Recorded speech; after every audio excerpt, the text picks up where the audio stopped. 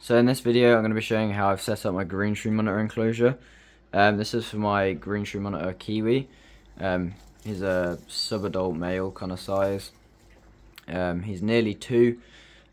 This enclosure is 4 foot wide, 2 foot deep and 5 foot tall. This is about good enough for an adult, but I'll personally go bigger when he is fully grown. Just because they do use the space, like they use every last inch of this enclosure. So going straight into it, the basking spot is a halogen and a deep heat projector. This is wired up to an Evo Connect 3 thermostat, which means that I can have the temperatures set to certain times and have it set to whatever temperatures that I would like at those times. So there's a probe going to each one of those bulbs, which is directly underneath the bulbs themselves. His basking spot is a cork round, which you can see kind of like goes from the end there all the way down to about here. I do this because I find that it allows them to bask on top of the cork round, and they can use the actual inside of it as a security thing, where they can be warmer, but they don't have to be as hot as the actual basking spot itself. I found that all my monitors and the monitors that I've worked with really enjoy this. It's a very good way of using a basking spot. There's a cork flat on top. It serves the same purpose. It's just that it's slightly closer to it, but that's why that's there. So for lighting, there's 2 jungle dawn LEDs and a 6% UVB Arcadia in here. So fully Arcadia heating and lighting.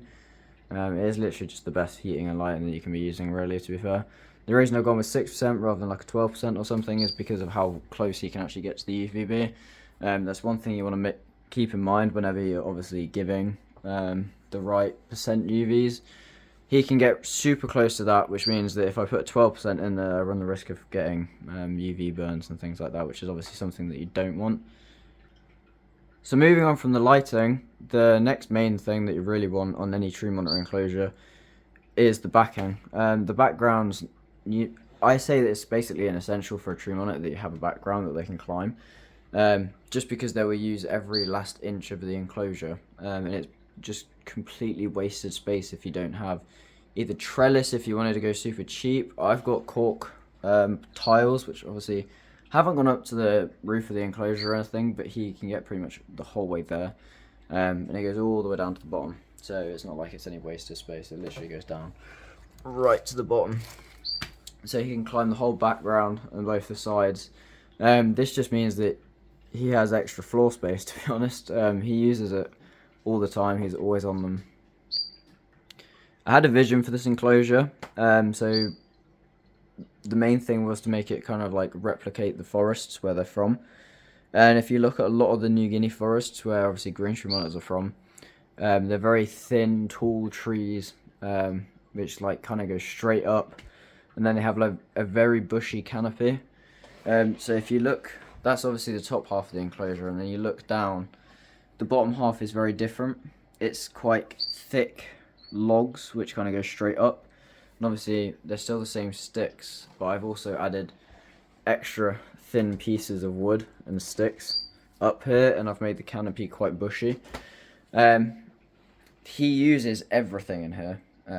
I've tried to replicate it as best that I can from photos and things. So I'll go over from bottom to top what's in here and why I've put it in here. So for substrate, I am using peat-free compost with bark, moss, substratum, the Exoterra substratum. That stuff is fantastic for growing plants. That's about it, to be fair. Another like leaves and things as well. It literally, this plinth is like 6 inches. It comes up to about here, and then there's just a really thick layer of leaves on the top. All sorts of different leaves. If there's any dead leaves or anything, I just lob them in here. I lob them in any of the other bioactives. You can see there's some croton leaves, ficus leaves, any like sticks and stuff as well. There is so many springtails and woodlice at the bottom of this enclosure. It is insane. But they're the things that are obviously going to make this whole thing bioactive. So you want to make sure that you've got tons and tons of them in these enclosures. So obviously green tree monitors, as long as you're feeding them properly, they'll be going toilet. I haven't had to clean any poo out of this enclosure unless I'm washing it off leaves. So that's what the microfauna is here for, basically. On top of that, I've got moss, basically. So you can see all of the like sticks, leaves. I've got moss. I've got some ferns in here. The enclosure is tall enough, and the basking spot is refined enough. The LEDs add some extra ambient, so it's obviously not too cold over here.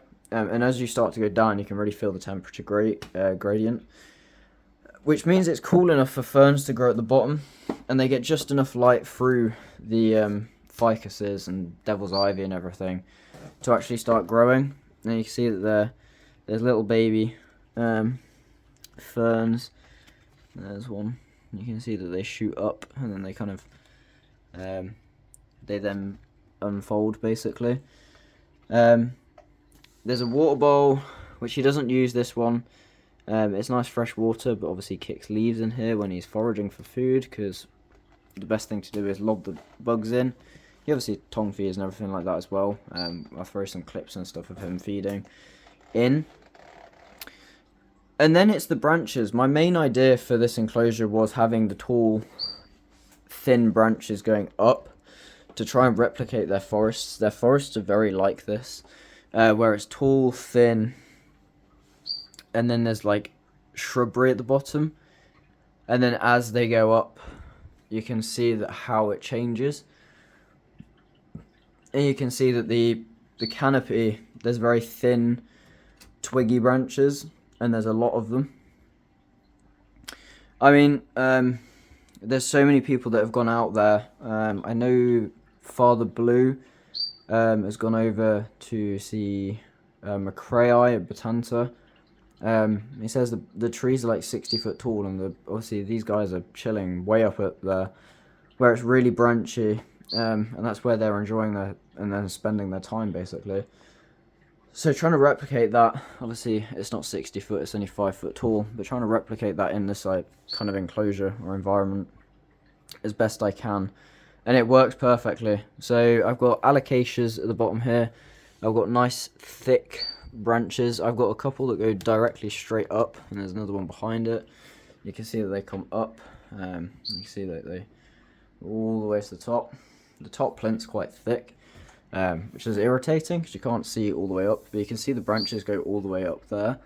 And he uses everything. He basks literally, he can sit on here. This is a fairly new branch that I added. I always swap it out for him. But you can see that there's branches up here. There are branches everywhere.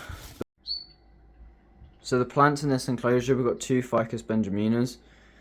These are doing amazing. You can see all the new growth on these. And they're like just over 4 foot now. I mean, they are nearly 5 foot tall. They're literally reaching the top of the enclosure. We've got a devil's ivy that is absolutely ginormous. It's got about 5 stems. I don't even know where 2 of the stems are, to be honest. This one was a cutting, and it's just kind of died. I kind of threw it in here, and it's kind of just existed in here, to be honest. But it's added some nice like vines for Kiwi to be climbing on. But you can see this variegated bit of the devil's ivy in the middle of the tank has done really, really well, and it's growing around the back. And then there's one that goes all the way up to the top, and it's looping back round, which is doing absolutely fantastic. And then as you can see, this part is a bit sparse, but that's kind of, you can't really do too much, especially in an enclosure. It's only 4 by 5, so there's not as much of a temperature gradient as there could be. So I can't really have too many plants here, because obviously from around about here it's probably like 34, 35 degrees. Obviously the basking spot is really, really hot. It's like 40 to 45 degrees, which is perfect for him. But I do have this other species. It's a Sebum Blue. It's another devil's ivy, which it seems to be doing alright. And then every time it shoots out new leaves, Kiwi decides to shred it, because Kiwi wants to come out and play. He's a very social green tree monitor. Yeah, he's completely shredded this one.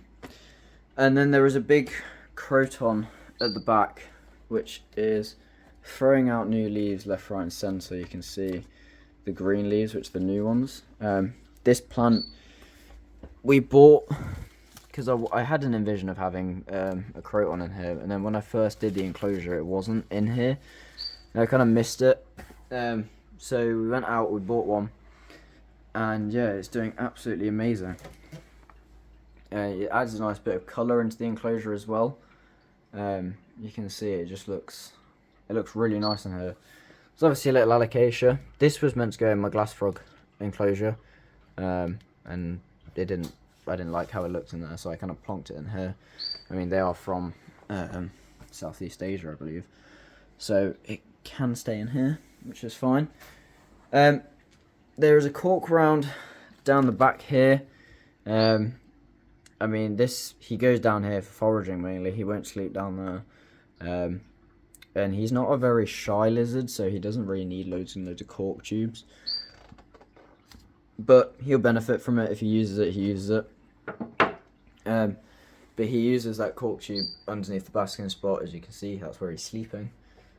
So yeah, you can see all of the branches and everything in here. I've just made the canopy so branchy. The thin branches, these are great enrichment. So it's like, they might look a bit silly. But it's incredible enrichment for your monitor lizards, because they'll move when he's walking on them. It gets their brain completely thinking. Like, they'll just think about everything they have to do. You'll see, like, if they're proper running after their food, they'll like fall or slide, or they have to really like stop what they're doing and think about what they're doing, because they'll fall. You'll see them use their tails. I've seen them use their tail so many times from hanging. These branches are fantastic. It also adds a bit of character to the tank, where it's not just like like 4 big branches. It looks really nice. And then we've got Spanish moss. There's no real reason of me putting this in here other than I think it looks quite nice. It seems to be living really well in here, but it just adds something to the enclosure. I mean, this enclosure's been doing really well. He's been in here since August now. Literally the start of August he went in here. I keep swapping a few bits and bobs out, which you don't need to do, but it is fantastic enrichment for these guys. If you keep adding, like, if you add a branch, take a branch out and add another one, put a new plant in there, replenish the leaf litter. Adding new smells really gets these guys' brains thinking. Obviously, they're super intelligent lizards. They will be thinking and wanting to do something all the time. So giving them things to do, giving them things to think about is fantastic. Thank you all for watching this video. I hope everyone's enjoyed. I hope to see you all in the next one.